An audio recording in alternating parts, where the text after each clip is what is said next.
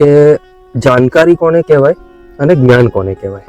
જાણકારી તો બધા જ આપે છે, પણ બધાને એવું લાગે છે કે આ જાણકારી જ જ્ઞાન છે, જી રાઈટ? તો જાણકારી અને જ્ઞાનનો એક તફાવત બહુ સમજવો જરૂરી છે લોકો માટે, જેથી ભટકાય નહીં લોકો.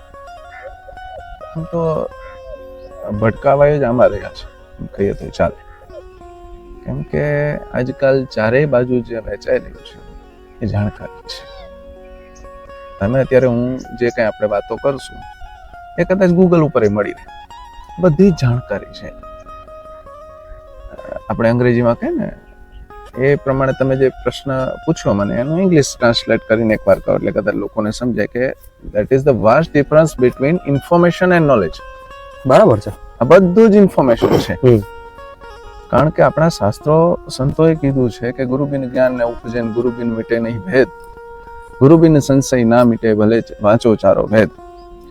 વેદો વાંચી લ્યો તો એ જ્ઞાન મળી જાય જરૂરી નથી. હું તો અતિશોક્તિ ગણાશે, પણ વેદો, શાસ્ત્રો, પુરાણો એ બધી જ જાણકારી છે, એ જ્ઞાન નથી. આજકાલ લોકોમાં નવો ટ્રેન્ડ જોવા મળશે, તમે કદાચ જોશો કે પેલું કોઈ વિદ્વાન હોય કે એવી વાત હોય ને ત્યારે એને પૂછે, હમણાં જ મેં ક્યાંક જોતો તો ખબર નહીં કોઈ, કે ભાઈ લક્ષ્મણજીના દીકરા કેટલા હતા, શત્રુઘ્નના પુત્રનું નામ આપો. આ બધી જાણકારી છે, આ જ્ઞાન નથી. અને લોકો એના ઉપરથી વિદ્વાનોને મૂલવે છે. એ ખૂબ ખોટી વાત છે. હું તો એવું માનું છું કે કઈ શત્રુઘ્નના દીકરા એ મળી જાય ભાઈ, તમે વાંચો તો રામાયણમાં ને કે એ જ્ઞાન નથી. જ્ઞાન ક્યારેય બહારથી આવતું નથી. આમ તો ઘણી એવી વસ્તુ છે કે ક્યારેય બહારથી આવતી નથી. ટાઢિયો તાવ, મૂંઢિયું ગુમડોની ગૂંજ, દિલની દાતારી, સમજણ, એ બધું અંદરથી આપોઆપ આવે છે. અને જ્ઞાન માટે અગત્યની વાત કોઈ હોય તો સૌથી મોટી વાત છે પાત્રતા. એટલે શરૂઆત પાત્રતાથી થાય. પાત્રતા હોય તો કોઈ સમર્થ ગુરુનો ભેટો થાય. એ સમર્થ ગુરુનો ભેટો થયા પછી તમે જો પાત્ર હોવ તો પછી એ ગુરુ દ્વારા આપને એવી કઈ શિક્ષાઓ આપવામાં આવે કે તમે તમારી અંદર જ મંથન કરી શકો, અને પછી ઝેર પણ નીકળે અને અમૃત પણ નીકળે, અને એ જ્ઞાન હોય. ઝેર એવું કહી શકાય, ઝેર ભાઈ તમારા અંદરના જે દૂષણો છે. કેમ કે આમાં શું છે કે પેલું આપણે પાનબાઈ નું ભજન છે કે આત્માને ઓળખા વિના લખ 84 નહીં મળે. એ અંદરથી થાય તો, બાકી તમે સમજો કે આ જેની વાત થાય છે ગંગા સતી પાનબાઈ, મીરાબાઈ, નરસિંહ મહેતા, કોઈ યુનિવર્સિટીમાં ભણવા નતા ગયા, જાણકારીઓ લેવા નતા ગયા. બરાબર છે. એ જ્ઞાન અંદરથી આવ્યું. અને એ અહોર્નિશ ભક્તિ, અહોર્નિશ ગુરુ શરણ. કેમ કે ગુરુજી પણ તમે સમજો કે ગુરુ બિન જ્ઞાન ન ઉપજે, પણ એ રસ્તો બતાવી શકે. આપણે ગુજરાતીમાં એક જૂની કહેવત છે કે ગોર પરણાવી દે, ઘર ન ચલાવી દે. એ રસ્તો બતાવશે કે આ રસ્તે જાજે, આવી રીતે જજે, આમ કરજે. હું તમને એક સરસ ઉદાહરણ આપવાનું.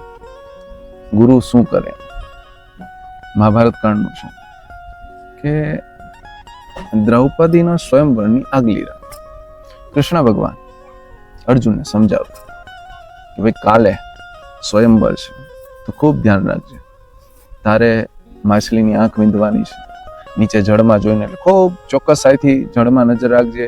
માછલી કેવી રીતે ફરે છે એનું ધ્યાન રાખજે, અને તારું બાણ સ્થિર રાખજે. જ્યારે માછલીની આંખ આવે ત્યારે તું વીંધી દેજે. આટલું ગંભીરતાથી બધું સમજાવતા હતા. અર્જુન બધું સમજતો, અને છેલ્લે પછી પૂછ્યું કે ભગવાન બધું જ હું કરવાનો છું તો તમે શું કરશો? સલાહ જ આપો છો ખાલી, બીજું કંઈ કરતા નથી. આ બધું જ મારે કરવાનું, તો તમે શું કરશો? હું તમને જે માનું છું, ગુરુ માનું છું, તો તમે શું કરશો? એટલે તારાથી નહીં થાય ને એ હું કરીશ. કે એવું શું છે કે મારાથી નહીં થાય? બધું તમે કીધું મને કરવાનું. તારાથી પાણી સ્થિર રહેશે? કાલે તારાથી પાણી સ્થિર રહેશે નહીં. કેમ કે પાયો જે છે, પાણી સ્થિર રહેશે તને માછલી દેખાશે ને તો તું વિંધી શકીશ. પાણી સ્થિર હું રાખીશ. એટલે ગુરુ જ્યારે હોય છે ને એ એવું કંઈક કરી જાય છે જે શિષ્યથી નથી થતું, અને એના આગળનો માર્ગ જેને કહે કે પ્રશસ્ત થઈ જાય છે. અને પછી જ્ઞાન પ્રાપ્ત થવાની જર્ની ચાલુ થાય છે, પ્રવાસ ચાલુ થાય છે. પહેલા તો સૌથી મોટી વાત તો પાત્રતાની આવે છે. પાત્રતા વગર ક્યારેય કંઈ મળતું નથી. અને પાત્રતા માટે એક તમને સરસ મને યાદ આવે છે, પેલું ભગવાન બુદ્ધ જ્યારે વિહાર કરતા ત્યારે ગામ ગામ ફરતા સત્સંગ થતો, અને બુદ્ધની ત્યારે ચારે બાજુ એટલી કીર્તિ હતી કે ગામમાં સ્વાગત માટે લોકો તૈયાર હોય. તો નગર શેઠ આવ્યા કે ભગવાન તમે અમારી ઘરે ભોજન પ્રસાદનું રાખો ને. બુદ્ધ તો ભિક્ષાટન કરીને પોતાનો નિર્વાહ ચલાવતા, તો કે હું તો નહીં આવી શકું, તો કે ભિક્ષા અમારે ત્યાંથી ગ્રહણ કરો એટલું તો કરી. ભગવાન હતા, નાની મોટી સમજણ તો હોય જ માણસને પારખવાની રીત. ગયા બીજે દિવસે પોતાનું ભિક્ષા પાત્ર લઈને શેઠે તો 32 ભાતના ભોજન આ તે બધું બનાવ્યું સરસ મજાનું, અને ખૂબ વ્યવસ્થા કરેલી, દૂધ પાક બનાવેલો. ભિક્ષા પાત્ર દઈ આપી દો. પેલા શેઠે જોયું કાદવ કીચડ વાળું. શેઠ બુદ્ધ ભગવાનની સામે કે આ શું? એટલે બુદ્ધ ભગવાન હસ્યા, બોલો શું થયું? તો કે કઈ નહીં, આમાં હું ભિક્ષા કેવી રીતે આપી શકું એમ. કેમ શું થયું? આમાં ભિક્ષા આપવામાં શું વાંધો છે? તો કે તમારું પાત્ર કાદવ કીચડ વાળું ભર્યું છે, આમાં હું દૂધ પાક નાખીશ તો ખરાબ થઈ જશે, બધું જ દૂધ પાક ખરાબ થઈ જશે, તમારા કઈ કામનો નહીં આવે. અને તો હું તો કહેવા તો આ જ આવ્યો છું કે તારું મન મલિન છે, કાદવ કીચડ વાળું ભર્યું છે, અને તું મારી પાસે અપેક્ષા ક્યાં લેવલની રાખે છે? આ દૂધ પાક શું કામ આપે છે તને ખબર છે? જો આ માત્ર નાનકડા દૂધ પાકમાં ખરાબ થઈ જતું હોય તો તને એમ છે કે હું તને કઈ આપું, પણ એના પહેલા તારે તારી પાત્ર તો સાફ કરવું પડશે ને. તરત સમજી ગયો કે ના મારી ભૂલ છે. પછી તો પાત્ર સરસ મજાનું સાફ કરી પોતે ધોઈને આપ્યું, અને પછી આખો પરિવાર બેઠો ભગવાન બુદ્ધ સામે હાથ જોડીને, મહારાજ કંઈક આશીર્વાદ આપો. ફરીથી ભગવાન બુદ્ધે કીધું કે કેટલા આપો? આ દૂધ પાકની કિંમત જેટલા કે કઈ વધુ ઓછા? એટલે ફરી અસમંજસ. એટલે ખરી વાત હંમેશા એવી છે કે આશીર્વાદની વાત આવી, માંગવાથી આશ્વાસન મળે, આશીર્વાદ ન મળે. આશીર્વાદ તો અંદરથી નીકળે, એ અપાઈ જાય. આપવાના કે માંગવાની વાત નથી, એ અપાઈ જાય આપવા.